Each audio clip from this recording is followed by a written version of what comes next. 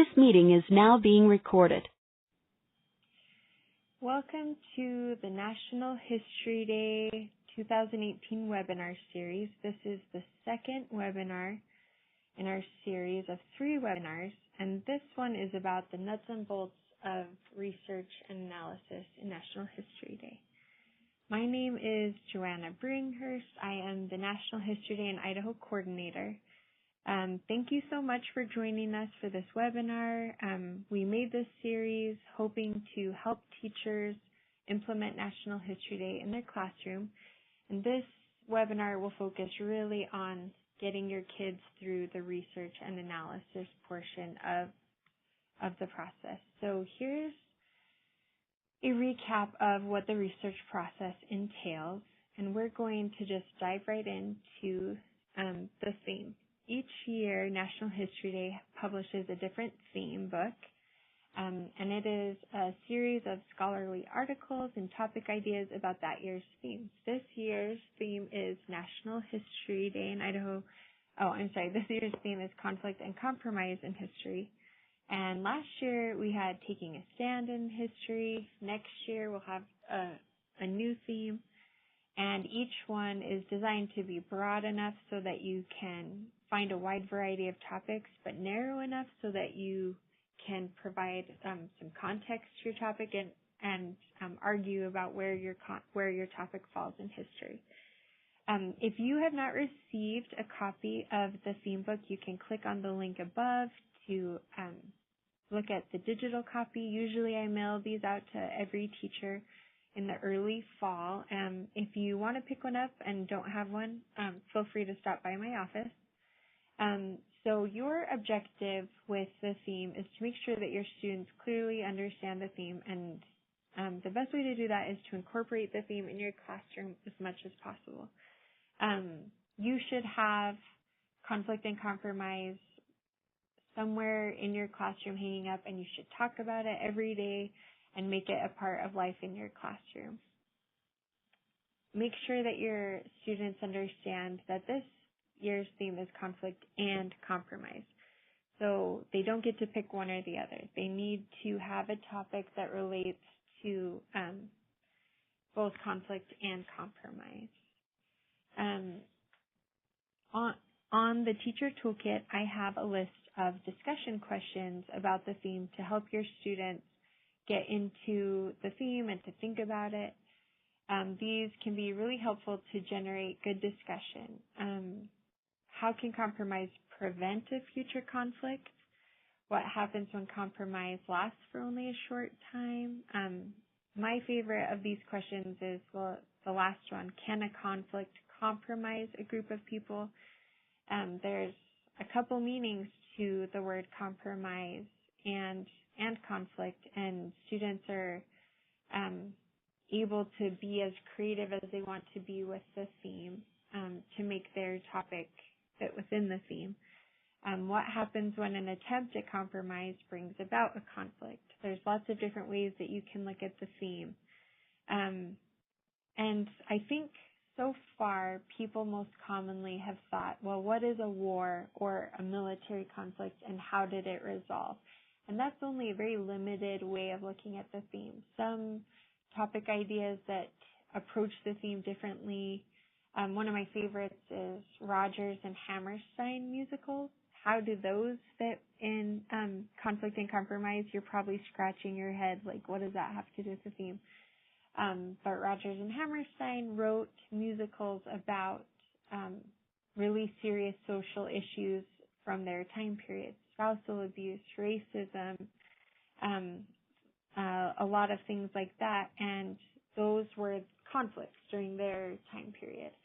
And the way that they compromised was, how did they make their musicals marketable and interesting for people to come see, but still address those hard-hitting issues? So that's a really unique take on the theme.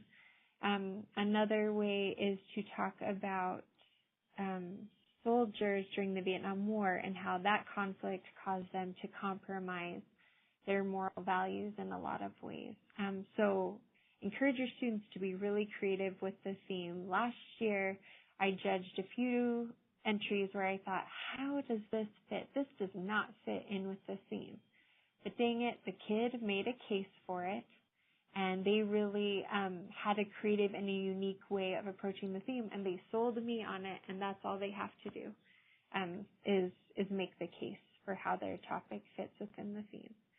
I have a few tools on the Teacher Toolkit to help you analyze the theme with your students. So this one is the Theme Graphic Organizer, and it breaks the theme into big C's and little C's. So you're talking about conflict, and then you talk about the compromise, and then you look at the big C, the context of the conflict and compromise, what was happening nationally or globally during that time period, and then the little c, which is what historical events influenced that topic locally during that time period. And then you can also talk about the big C and little c of change. What change occurred over time because of this conflict and compromise, and then what immediate changes happened in the short term. So this is just a way to get them to kind of map out how their topic relates to the theme of conflict and compromise. Here's another concept map. I like this one a lot too. You've got conflict and compromise in the middle, and students are looking at all these different parts of it. What current events were happening during that time? Who was involved? What was the culture like in people and arts and science and technology? How did this happen? What concessions were a part of the compromise, and what was the impact? So this map can help students to kind of connect the dots on all the different things happening during the time period of their topic. Another one that I really like is the Mad Libs. This is really helpful for thesis development. Filling out the Mad Lib can help students directly connect their topic to the theme, and this is really helpful, especially in the youth division. The next step is for students to select their topic. So your instruction objective is to assist your students in selecting an appropriate topic for them. So you are not picking the topic for them, but you are their guide. So you're helping them get the skills they need to select a topic for themselves. And in the Teacher Toolkit, I have a lot of resources to help you do this. Topic idea worksheets. I've got a few worksheets that help kids identify like a current event, something that's happening in modern times, and connect that to a past event. So if they're interested in something that's happening now, you can find an event in history that was that's similar. Also, how to take a national topic down to a local topic and make it relevant to your area. I have some worksheets that help kids analyze whether they have a good topic or not, and then submitting some topic proposal worksheets and advice from experienced teachers about topic selection. I also have 3 lesson ideas in the Teacher Toolkit about picking a topic, and I think they're really helpful, and we'll go through those right now. But basically the process for students for selecting a topic is they should pick a few ideas and then do a little bit of background research on each of those ideas to kind of see what's out there and if they're really interested in that topic, and then they're going to narrow and finalize their topic. So let's look at some lesson ideas. This first one is to look at historical eras. So have your students make a list of historical eras that they've heard of or that they know about. The Civil War, medieval times, ancient Greece, World War II, pre-Columbian. And then you want to ask them to name an event or a figure or an invention that was associated with that era. So when we think of the Civil War, we think of slavery. When we think of medieval time periods, maybe we think of knights and jousting or kings and queens. Ancient Greece makes you think about the Olympics, famous philosophers. When you think of World War II, you think about the Holocaust. When you think about pre-Columbian times, maybe native creation stories, things like that. So kids are kind of thinking about broad eras and then one thing that they know from that era. And then they're going to take maybe 3 eras that were interesting to them, and they're going to write it on their worksheet, and then they're going to do a little bit of research and look at what happened in that time period socially, politically, in religion, intellectually, technologically, and environmentally. Those are called the SPRITE, SPRITE, social, political, religion, intellectual, technological, environmental.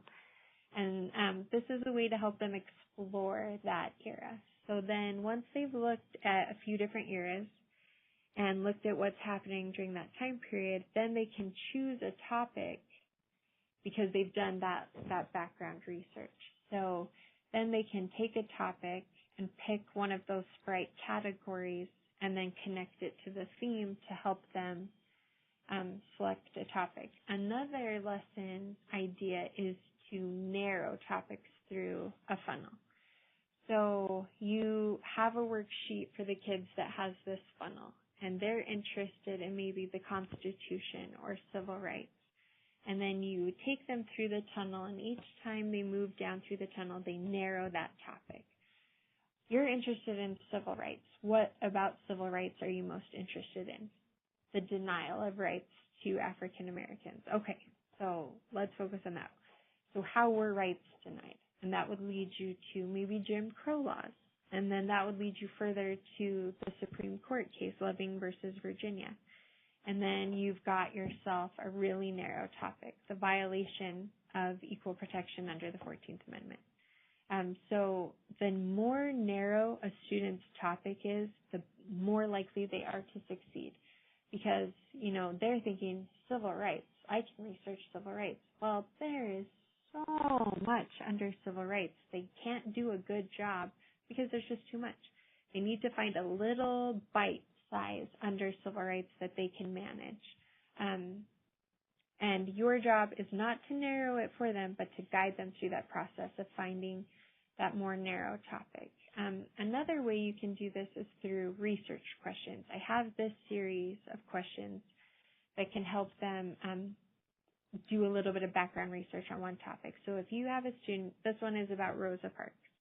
Your student is interested in Rosa Parks. Okay, so what were the causes of Rosa Parks standing up on the bus? What were the effects of her doing that? How did people in the past view their world in that time period? What's changed since then? What's remained the same? What were the turning points in that time period? Having the kids answer these questions can help them narrow their topic, but also analyze how it fits in with the theme. And when they're answering these questions, if it doesn't fit the theme, then they've kind of eliminated that topic idea. Okay, so there's a lot in the teacher toolkit for you about topic selection. Before we move on to the paperwork system, I just want to say, make sure that your students have selected a topic that they are passionate about. They are going to spend hours and hours on this project. They're going to put their heart and soul into it. Make sure that it's something they can really feel passionate about. And if they're having a hard time finding something, try multiple tactics to help them find a topic that they can really care about. Because I'm telling you right now, when you go to a contest, you can look at the kids and you can immediately tell from how they are talking about their topic, the kids who cared about their topic and the kids who didn't. And the ones who care do better just because they care. Okay, enough said about topics. Paperwork systems. So you need one, and you need a good one that works for you and for your students. Students need to be able to keep their research organized, and at the end of the research process, they're going to be creating an annotated bibliography. An annotated bibliography is where you have a list of the sources that you used for your project, and then you annotate it and say after each item in the bibliography how you used that source in your project. And that can be a really overwhelming task if you haven't kept track of all your sources as you're going through the research process. So in the teacher toolkit, there's a few tools for you. There are History Day note cards where you can have students write their source information on a card and then write all the facts that they get from that source on a note card, and then they just have a big stack of note cards that they're using. Bibliography cards that help them write all the information that they need about each source for their bibliography on a card. There's some research resource tracker tools on the toolkit. Another really good tool is Noodle Tools. If you're not familiar with Noodle Tools, I think we're going to get into that in a couple of slides, and I'll take you through it, but it's basically an online tool that helps create an annotated bibliography. And it's really helpful, so we'll get into it a little bit more later. And then I also have some note-taking worksheets. Some National History Day teachers teach Cornell note-taking as a way of taking notes from each source, and those it's a great method, and there's tools for you in the toolkit to do that. But what you need to know about a paperwork system is you need to find something that works for you. If you want each kid to have a binder with their notes in it, if you want kids to have a rubber band around all their note cards, great. One thing that has really been helpful the last couple of years for teachers is Google Docs. That way kids can take notes in Google Docs, and they can access them at school and at home. So consider using Google Docs as well for a paperwork system. So let's talk about Noodle Tools. NHD has partnered with Noodle Tools, and every teacher gets a free 1-year subscription to Noodle Tools through NHD. And Noodle Tools is actually not very expensive. It's very reasonably priced, so you can get it free for a year, and if you like it, then you can pay the small subscription fee thereafter. And here are some of the benefits to Noodle Tools. Your kids will log into Noodle Tools, and then they will enter the information for each source into the Noodle tool, and then they can add their notes and outlines to it. And Noodle tool will automatically feed that information into a bibliography maker. And so that's the benefit there. It's really useful for especially youth and junior division students. Teachers can provide feedback. You can monitor how your students are doing. You can look at all the work your students are doing and give them feedback. Like I said, note-taking and outlining are available, and that can really help students make connections and develop their ideas. The annotated bibliography can be made in either MLA style or Chicago and Turabian style, either of which are accepted by National History Day. And it follows the National History Day requirements of grouping them into primary sources and secondary sources, and then the students can add in the annotation. They can evaluate their sources through Noodle Tools as well. There's some online teaching modules that guide students through identifying what a source is and whether it's credible and relevant or not. Also, it allows for group collaboration. If you have teams working, they can all simultaneously be adding to the bibliography and the note cards in real time. And then there's also differentiated levels. So if you really like Noodle Tools and your kids are maybe senior division, you can differentiate so that they're having to work a little bit harder and do a little bit more advanced work in Noodle Tools. So consider doing Noodle Tools, and there's a link on the NHD website. Sorry, I got ahead of myself there.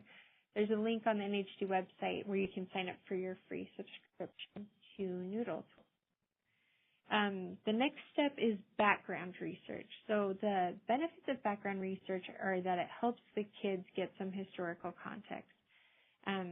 So if you have a student who's doing a World War I topic, it's great that they're looking at primary sources and doing research on their topic, but they also need to broadly understand World War I and the Great Depression and that time period in general so that they have some kind of context in which to put World War I.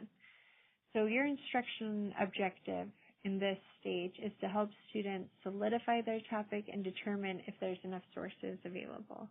right? You might have a kid who's really interested in a topic, particularly a local topic, and there is just not a lot of information out there. So once they do a little bit of background research, they can say, hey, there's really not enough out here for me to have a successful project. Maybe I can find a similar topic someplace else.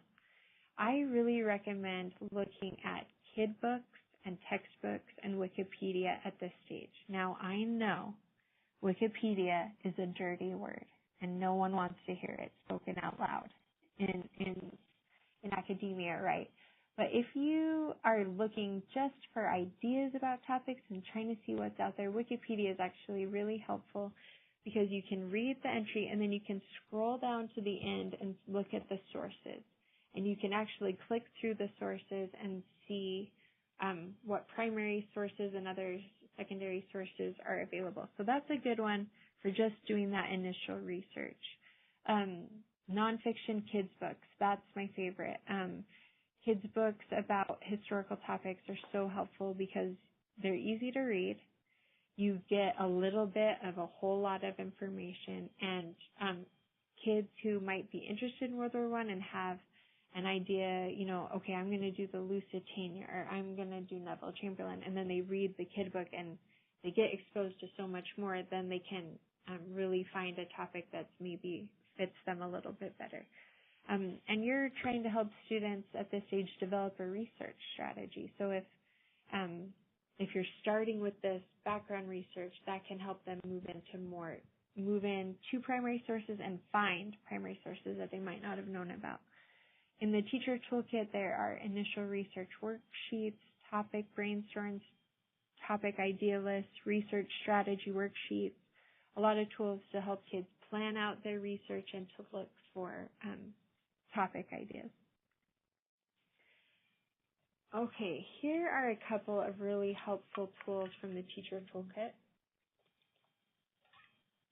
The first is a research strategy worksheet. So here students have their topic and then they brainstorm a few keywords, dates, important people, and then they plan out what kind of secondary sources they think might exist, what kind of primary sources there could possibly be, and then they identify places where they could find those sources. The NHD research plan is really helpful because it does the same thing, and it helps kids go to look online and look at certain websites.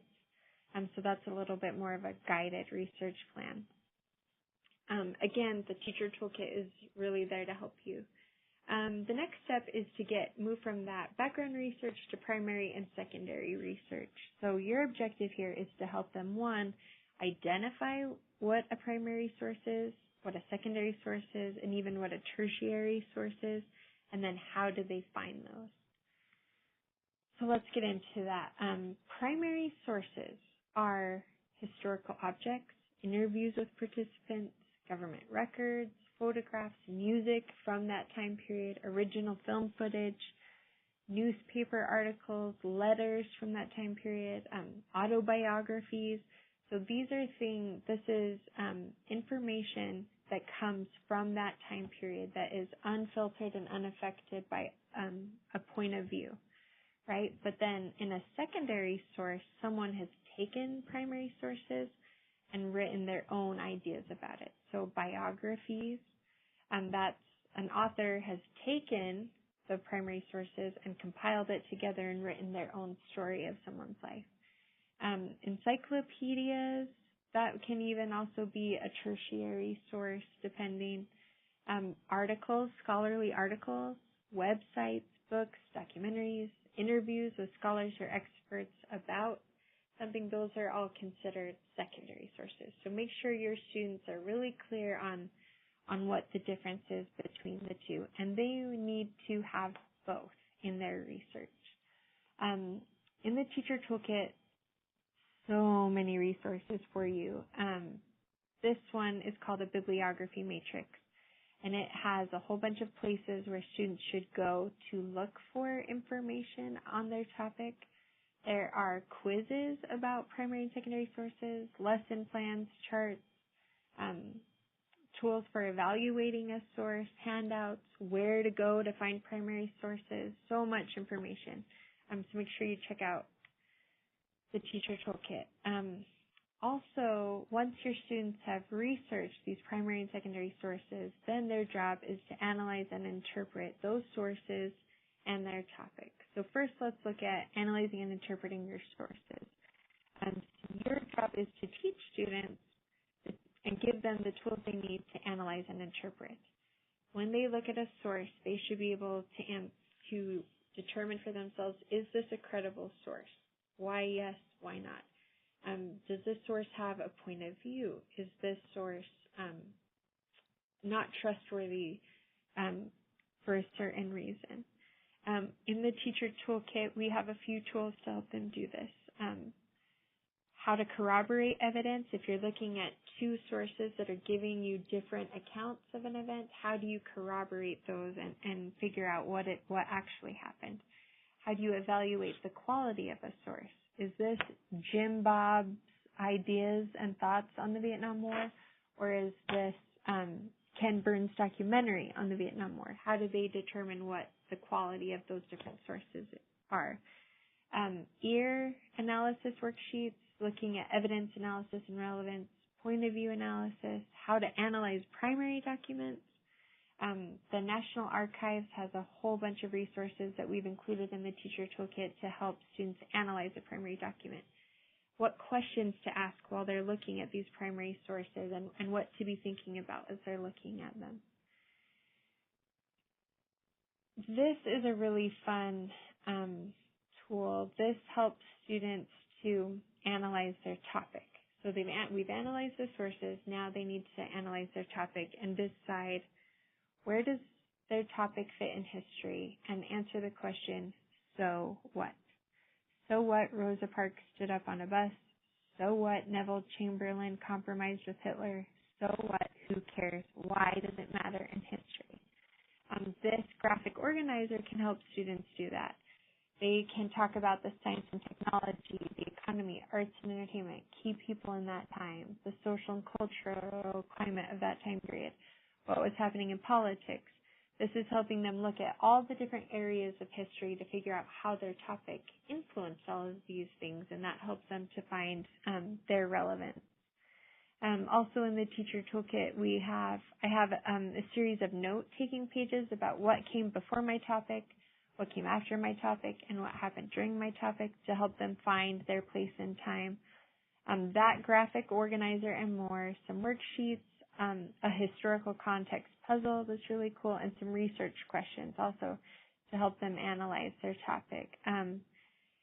At the National History Day contest, some students answer the question of so what and some don't. And there's kind of a line there. And I feel like this is what separates the kids who really learned how to think historically and the kids who just did the work, is that they're able to answer so what, why does it matter? So make sure that you take your kids all the way through the process so that not only do they do their research, but they can analyze it and answer so what, why does it matter? Okay, the next step is to develop a thesis statement. And I know that everyone watching this webinar is already a world-class expert on thesis development, right? But I want to help you understand the role of a thesis in the National History Day project. So you're helping your students learn what a thesis is, build one, and then use that thesis as a roadmap for their project. So in National History Day, the purpose of a thesis is to tell your audience how you will interpret the significance of your topic. Again, how you will answer so what. And it's a roadmap for your project. It tells the reader what to expect. So when they come and view your entry, whether it's a paper, an exhibit, or a performance, they know from the beginning, from your thesis, what argument you're going to lay out. And that helps them to really engage in your entry. And you're using your thesis to present your argument to the reader and to make a claim that others may dispute. If you've written a thesis statement, but no one would dispute the claim that you're making, then you probably don't have a good thesis statement. So make sure that you're addressing specific issues, discussing the significance and history of your topic, and at the end, connect it back to conflict and compromise.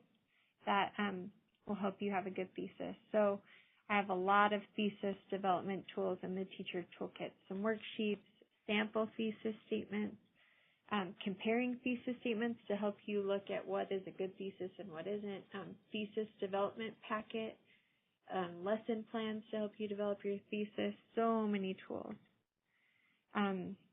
If you have any questions about the research process, please let me know. Reach out to me, shoot me an email. I'd be happy to help you. Thank you so much for joining me for this webinar. I hope that it's been valuable to you.